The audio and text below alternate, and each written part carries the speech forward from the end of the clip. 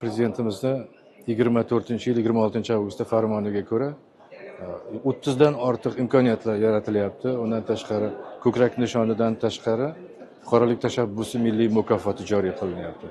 Shu bilan birgalikda nodavlat notijorat tashkilotlari ko'pchiliklari ayrimlar davlat organlariga kirish bo'yicha to'siqlarni bartaraf etish bo'yicha haligacha kurashayotganlari bor.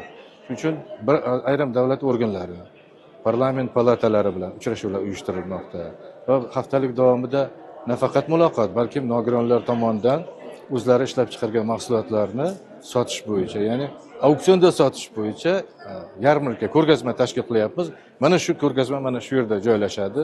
Unga iloji boricha tadbirkorlarni taklif qilamiz, boshqa fuqarolarni taklif qilamiz. Agar lozim topishsa, mana shu ko'rgazmada ham ishtirok etish nazarda tutilmoqda. Undan tashqari aytish kerakki, mana milliy mukofot bu yangi tashabbus, prezidentimizning shaxsan tashabbuslari 5 ta nominatsiya qo'yilmoqda. Ijtimoiy davlat konsepsiyasidan kelib chiqadigan bo'lsak, ayni paytda hozir ishchi guruh, ya'ni komissiya ishlayapti.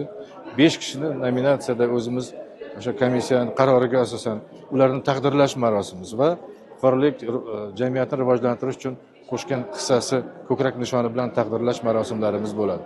Bunday marosimlarning